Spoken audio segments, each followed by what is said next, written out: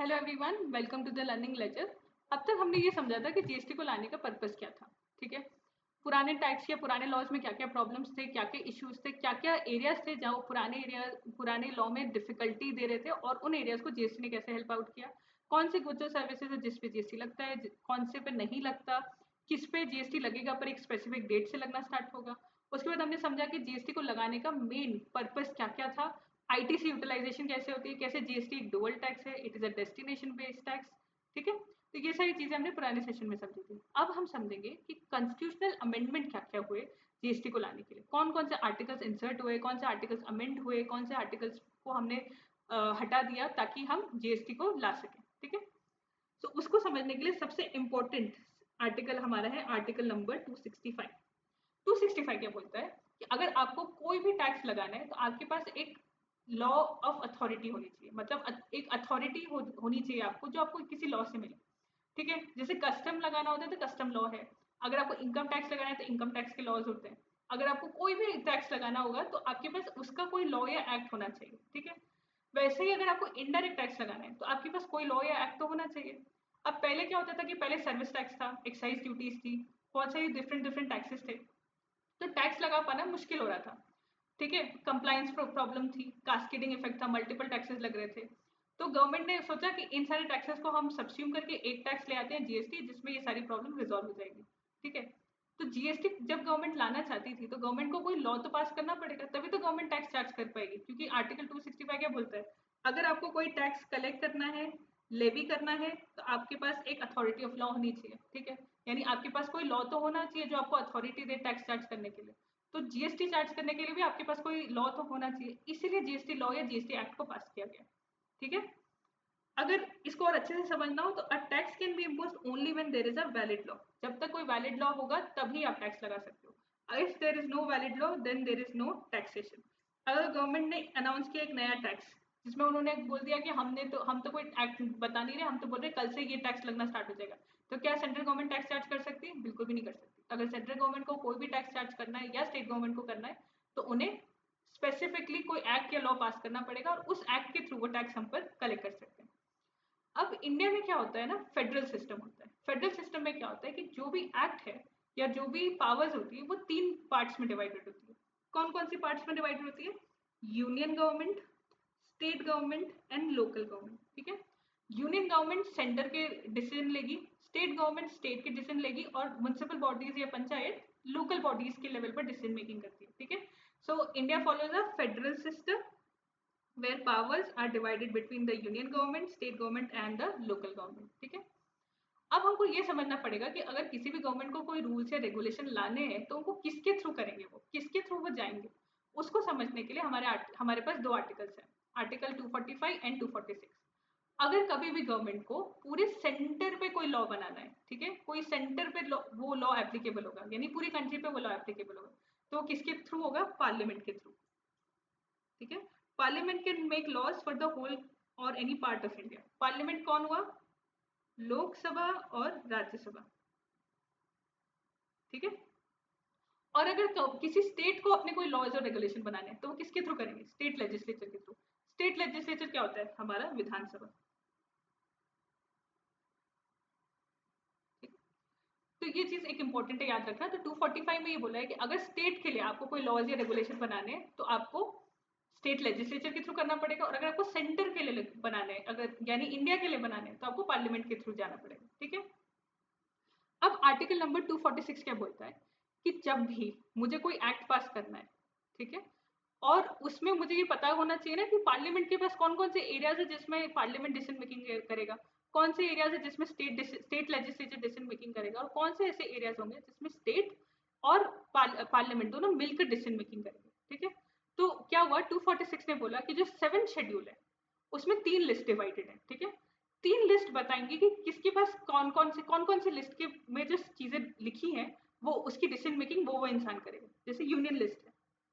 ठीक है, union list में बोला कि parliament alone can make loss on these matter. ठीक है, यूनियन लिस्ट के जो भी आइटम होंगे या जो भी एरियाज होंगे उस पर अगर डिसीजन मेकिंग करनी होगी तो वो सिर्फ पार्लियामेंट बनाएगा। ठीक है, कौन कौन से हैं वो? Defence, foreign affairs, custom, currency, atomic energy, ये सारे एरिया पे सिर्फ यूनियन के पास पावर है। ठीक है, पार्लियामेंट के पास पावर है डिसीजन मेकिंग का। स्टेट लिस्ट वो लिस्ट होगी जिसमें सिर्फ स्टेट लेजिस्लेचर काम करेगा, ठीक है। Only state legislature can make laws on these matter. क्या हो गया वो? Police, agriculture, land, public health, local government, ठीक है। कॉन्करेंट लिस्ट एक ऐसी लिस्ट होगी जिसपे स्टेट और पार्लियामेंट दोनों मिलकर काम करेंगे। तो both parliament and state legislature can make laws. Example education, forest, labour laws, electricity, marriage and divorces, ठीक है। तो ये 3 लिस्ट है जो आपको बताई गई है 7 शेड्यूल में। ये किस में बताई गई? आर्टिकल में, आर्टिकल नंबर 246 में। 246 ने बोला कि पार्लियामेंट के ज्यूरिसडिक्शन हम बता रहे हैं, हम स्टेट लेजिस्लेचर का ज्यूरिसडिक्शन बता रहे हैं, और वो एरिया भी बता रहे हैं जहां पर पार्लियामेंट और स्टेट लेजिस्लेचर मिलकर काम करेंगे, ठीक है। वो 3 कौन कौन सी लिस्ट हुई? Union list, state list and concurrent list, okay. अब कभी ऐसा भी तो हो सकता है कि इनके लॉज में आपस में लड़ाई हो जाए, जैसे सेंट्रल लॉ कुछ बोले और स्टेट का लॉ कुछ बोले, तो फिर कैसे प्रॉब्लम रिजॉल्व होगी? तो ये बोला गया है कि अगर कोई कॉन्फ्लिक्ट हुई तो सेंट्रल लॉ, और अगर स्टेट लॉ में कोई कॉन्फ्लिक्ट हुई तो सेंट्रल लॉ ही प्रिवेल करेगा, ठीक है। तो सेंट्रल लॉ विल प्रिवेल। इसका क्या आर्टिकल है? Article number 254। आर्टिकल नंबर 254 बोलता है कि अगर कभी भी 2 एक्ट में लड़ाई हुई तो 254 तो सेंट्रल लॉ प्रिवेल करेगा, okay. These are the 4 articles as of now that we have studied. उसके बाद क्या हुआ? जैसा हमने समझा कि हमें एक जीएसटी एक्ट लाने की जरूरत थी। क्यों? क्योंकि पुराने एक्ट में बहुत सारे प्रॉब्लम्स थी, ठीक है। पर पुराने एक्ट में तो एक्साइज, वैट, कस्टम, ये सारे एक्ट थे। तो इन सारे एक्ट को हमको सब्स्यूम करके एक टैक्स लेकर आना था। तो इसको करने के लिए कॉन्स्टिट्यूशन में एक अमेंडमेंट करना पड़ा, ठीक है। उस अमेंडमेंट का नंबर था 101 अमेंडमेंट, ठीक है। जो 101st या 101st अमेंडमेंट था, उसको लाने का नीड क्या था? जो हमने पहले भी पढ़ा है कि बहुत ज्यादा मल्टीपल टैक्सेस थे, कास्केडिंग इफेक्ट हो रहा था, मल्टीपल कंप्लायंसेस थी, लैक ऑफ सीमलेस आईटीसी थी, and different tax across different states हो रहा था। वो एक प्रॉब्लम थी हमारे। इसको लाने से हमारे ऑब्जेक्टिव मेनली क्या हो कि एक नेशन का एक टैक्स हो जाए, कोई कास्केडिंग इफेक्ट ना हो। हमने जीएसटी में देखा है टैक्स के ऊपर टैक्स कभी नहीं लगता। एक सीमलेस आईटीसी का हो, मतलब सीमलेस फ्लो ऑफ क्रेडिट हो। हमने देखा कि कोई भी गुड्स या सर्विसेज अगर आप खरीदते हो और अगर आप अपनी आउटपुट सप्लाई करते हो तो आप आईटीसी को यूज करके उसको पे कर सकते हो। तो वो एक हेल्प हुआ। एक कॉमन नेशनल मार्केट है, क्योंकि सारे स्टेट्स में एक ही लॉ एप्लीकेबल है, तो एक कॉमन नेशनल मार्केट है। एक स्टेट से दूसरे स्टेट में सप्लाई करने के लिए आपको मल्टीपल कंप्लायंसेस करने की जरूरत नहीं है। जो आपने नॉर्मल कंप्लायंसेस सीखी है, आप उन्हीं कंप्लायंसेस को फॉलो करके हर स्टेट में सप्लाई कर सकते हो। तो एक कॉमन नेशनल मार्केट मिल गया सबके लिए। सेंटर और स्टेट साथ में टैक्स लगा सकते हैं। हमने समझा था GST is a dual tax. क्यों डुअल टैक्स है? क्योंकि इस सेक्शन में हमें वो, इस अमेंडमेंट में हमें वो राइट मिला कि सेंटर और स्टेट मिलकर टैक्स लगा सकते हैं, ठीक है।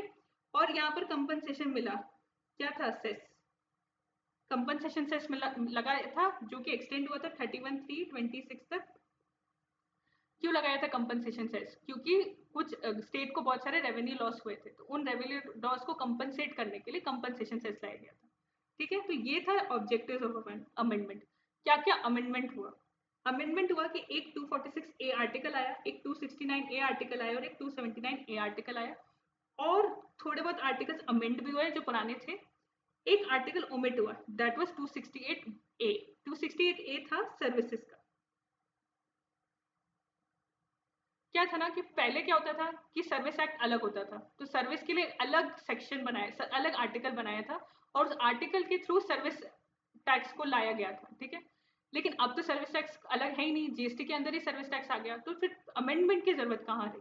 इसीलिए सर्विस टैक्स के अमेंडमेंट की जरूरत नहीं है, इसलिए उस एक्ट आर्टिकल की भी तो अब जरूरत नहीं है, इसलिए उस आर्टिकल को अमेंड कर दिया गया, ठीक है। उसके बाद जो हमारी लीगल फाउंडेशन फॉर जीएसटी है, कंपनसेशन से जो हमने पढ़ा कि था, वो सारी चीजें थी। प्लस कौन कौन से टैक्स मर्ज हुए थे वो हमने पढ़ रखा है, ठीक है। वो हमने 2-3 बार हमारी पुरानी क्लासेस में रिवाइज किया। That is central excise, service, additional duty, additional custom duty, special additional duties, VAT, CST, entry tax, luxury tax, purchase tax, entertainment tax, ये सारे टैक्स मर्ज होकर एक टैक्स हो गया, दैट वाज जीएसटी, ठीक है। अब अगर आप 245 में समझोगे तो उन्होंने ये बताया कि पार्लियामेंट सेंटर के लिए लॉ बनाएगा, मतलब पूरी कंट्री के लिए लॉ बनाएगा, और स्टेट लेजिस्लेचर स्टेट के लिए लॉ बनाएगा। फिर 246 ने बोल दिया कि क्या क्या एरिया डिवाइडेड है, कि कौन से एरिया में स्टेट के पास पावर है, कौन से एरिया में यूनियन के पास पावर है, कौन से एरिया में दोनों मिलकर काम करेंगे, ठीक है। लेकिन कभी भी ऐसा कोई एक्ट, ऐसा कोई प्रोविजन नहीं है कि यूनियन और स्टेट मिलकर एक ही साथ काम कर सके, राइट। और हमें जीएसटी तो डुअल टैक्सेशन चाहिए था। डुअल टैक्सेशन का मतलब क्या होता है कि दो दोनों लोग साथ में किसी प्रोविजन पे काम करें, ठीक है। तो उसको करने के लिए 246A इंट्रोड्यूस हुआ, ठीक है। 246A क्या बोलता है? It is the heart of GST because it gives concurrent power to Parliament and state legislature to make laws with respect to GST. अगर उन्हें GST के कोई भी लॉ बनाने हैं तो उनको एक कंकरेंट पावर मिली है 246A के थ्रू, जहां वो दोनों मिलकर एक साथ GST पे काम कर सकते हैं, ठीक है। और किसी एक्ट में ये पावर नहीं आ रही थी, इसलिए 246A आर्टिकल इंट्रोड्यूस किया गया, ठीक है। What is an intra state supply? जहां पर POS और location of supplier is in same state, हमने कल समझा था, same state. And this is when POS and location of supplier is different,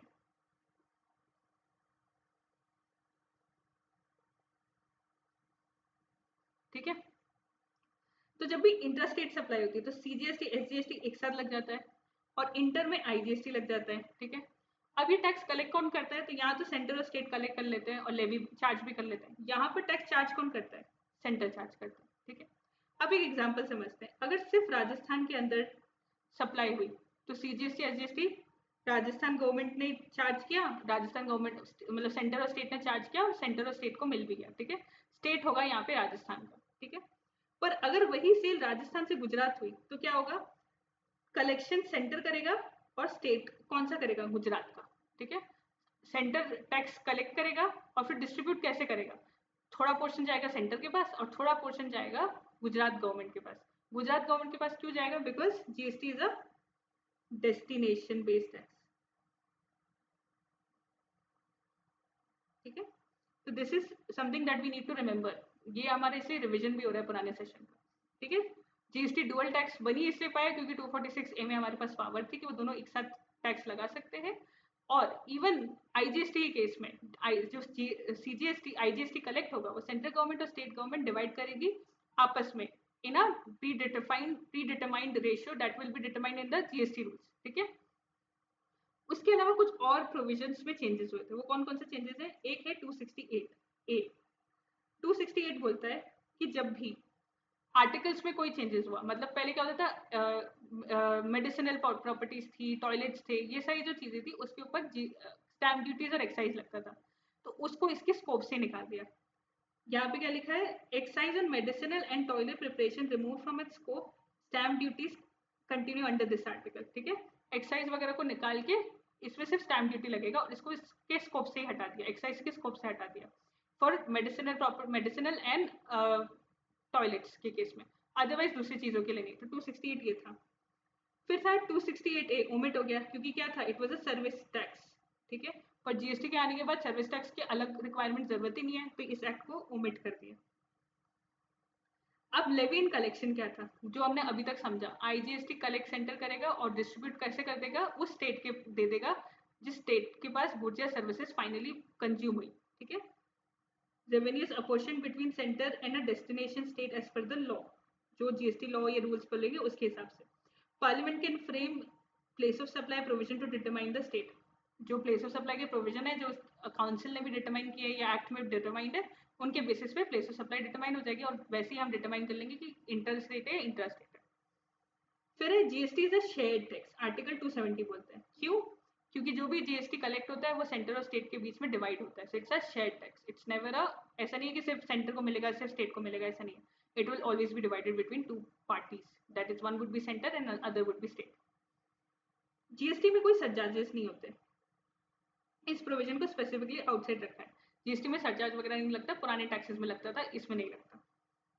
फिर आर्टिकल 366 बोलता है, एक इंपॉर्टेंट डेफिनेशन कुछ बताता है। 366 में बोलता है कि GST क्या है? It is a form of tax that is levied on supply of goods and services except for alcoholic liquor for human consumption. एक डेफिनेशन ये दी। दूसरी डेफिनेशन उन्होंने दी कि सर्विसेज वो चीजें हैं जो गुड्स नहीं, ठीक है। गुड्स की डेफिनेशन हम आगे समझेंगे, आगे जब हम सप्लाई और आने वाले चैप्टर्स करेंगे तो हम उसमें गुड्स को बहुत अच्छे से समझेंगे, डिटेल एक्सप्लेनेशन करूंगी मैं उसमें। फिलहाल के लिए 366 में 3 डेफिनेशन दी। पहली डेफिनेशन थी GST क्या होता है, दूसरा की सर्विसेज क्या होती है और तीसरा की स्टेट्स क्या है। तो स्टेट मतलब जो हमारे आइडेंटिफाइड स्टेट्स है वो, प्लस ऐसी यूनियन टेरिटरीज जिनका कोई लेजिस्लेचर है, यानी यूटी, दिल्ली और पुडुचेरी। ये जो ऐसी जगह है जहां पर आपको स्टेट लेजिस्लेचर है, इसलिए इसको स्टेट की डेफिनेशन में इंक्लूड किया गया है, यानी यहाँ पर CGST SGST लगता है।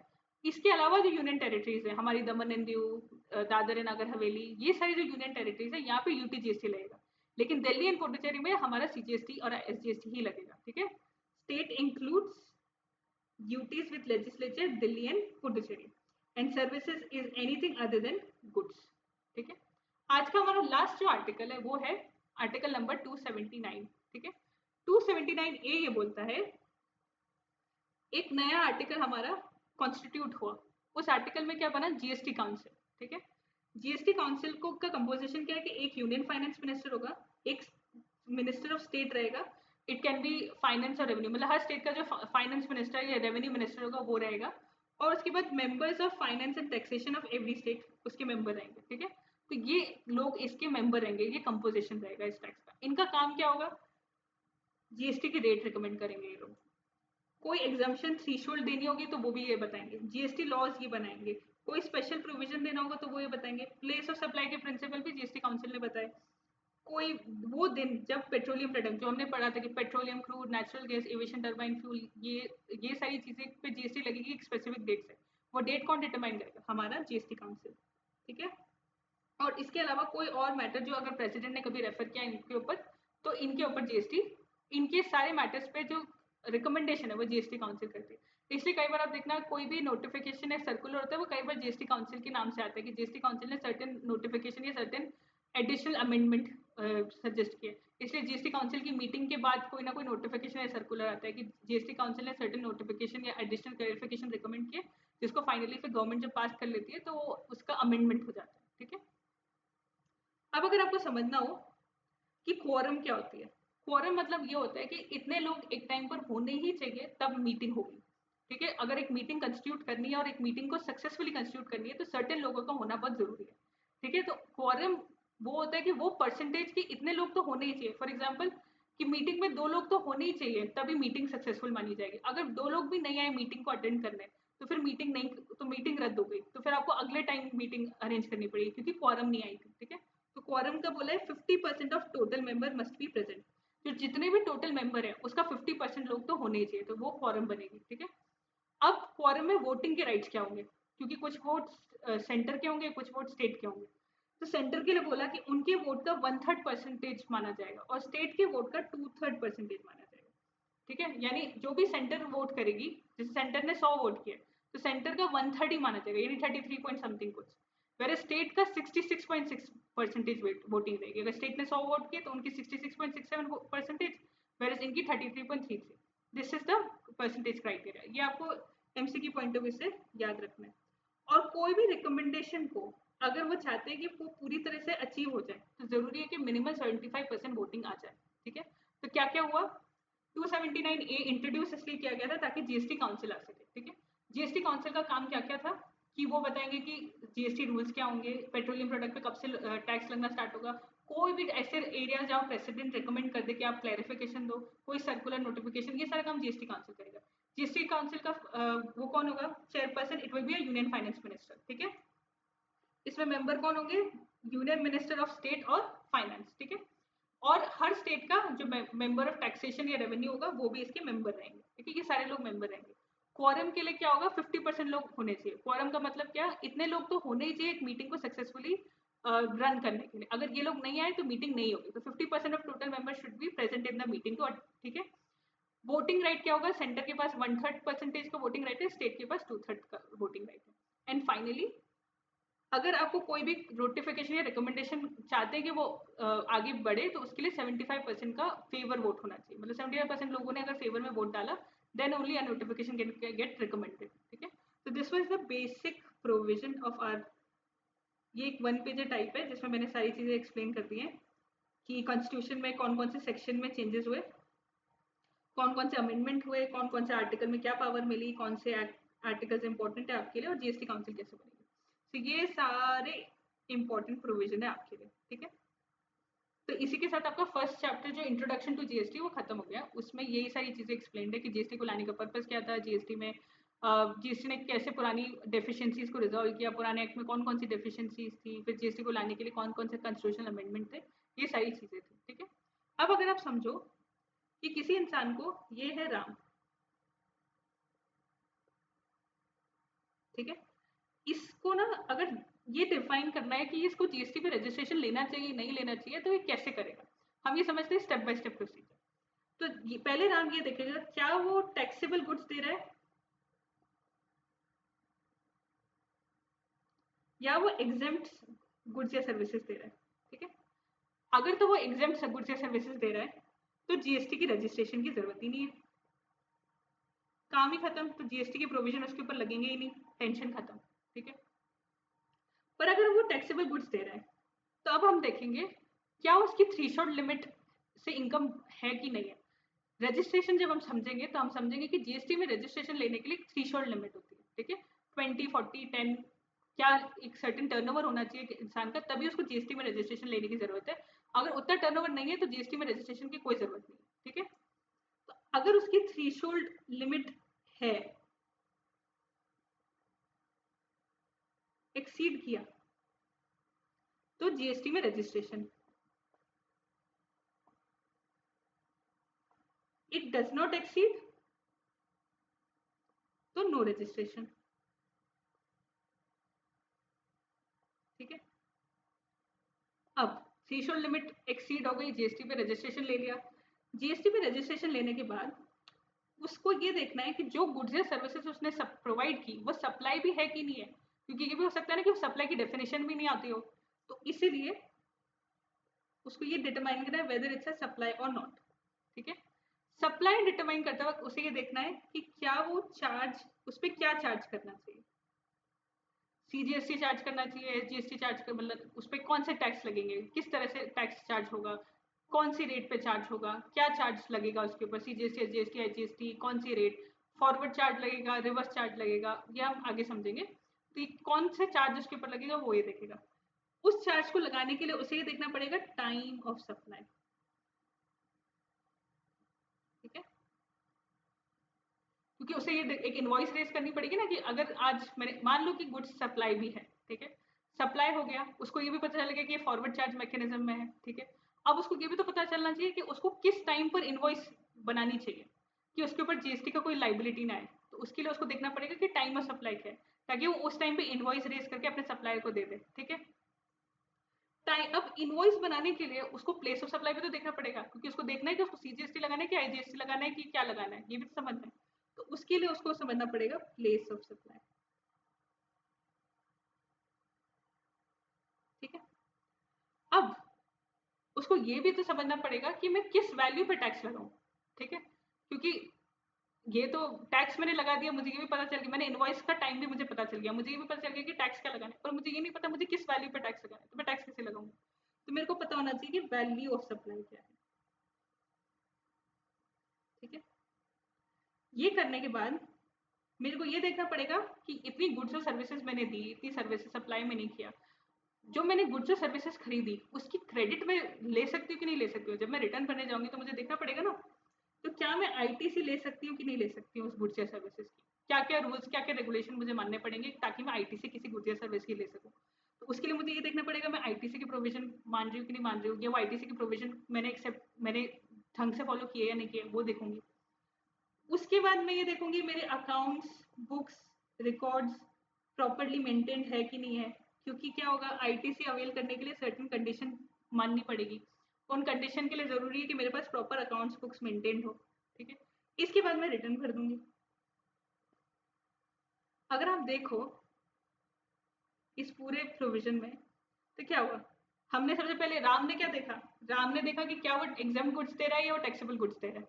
अगर उसने एग्जाम दी, जीएसटी की रजिस्ट्रेशन की जरूरत नहीं, काम ही खत्म। अगर उसने टैक्सेबल दी तो उसने देखा क्या उसका टर्नओवर थ्रेशोल्ड लिमिट से ज्यादा है या कम है। अगर ज्यादा है तो जीएसटी में रजिस्ट्रेशन लिया, जीएसटी में रजिस्ट्रेशन लिया तो उसने देखा क्या वो सप्लाई है कि नहीं है, सप्लाई है, फिर उसने देखा उसके ऊपर मुझे कौन सा चार्ज लगाना है, फॉरवर्ड चार्ज या रिवर्स चार्ज, फिर उसने देखा टाइम ऑफ सप्लाई क्या है, मुझे इनवॉइस कब रेज करनी है, फिर उसने देखा कि प्लेस ऑफ सप्लाई क्या है, मुझे क्या चार्ज लगाना है, आईजीएसटी, सीजीएसटी, एसजीएसटी क्या लगाना है वो देखा। उसके बाद उसने देखा कि मेरे को किस वैल्यू पे ये टैक्स लगाना है, तो उसने वैल्यू ऑफ सप्लाई समझा। फिर उसने बोला मेरी आउटपुट लाइबिलिटी को पेमेंट करने के लिए मेरे पास कुछ आईटीसी है, तो उस आईटीसी को अवेल करने की कंडीशन क्या होनी चाहिए, तो उसने आईटीसी देखी। फिर इन सारी चीजों को मेंटेन करने के लिए उसने एक proper books of accounts maintain किए, और ये सारी चीज़ों को करने के बाद उसने रिटर्न फाइल किया। अगर आप देखोगे तो यही है हमारा सीक्वेंस, ठीक है। जब हम सी का कोर्स करेंगे तो हमें ये सारे चैप्टर्स पढ़ने हैं, ठीक है।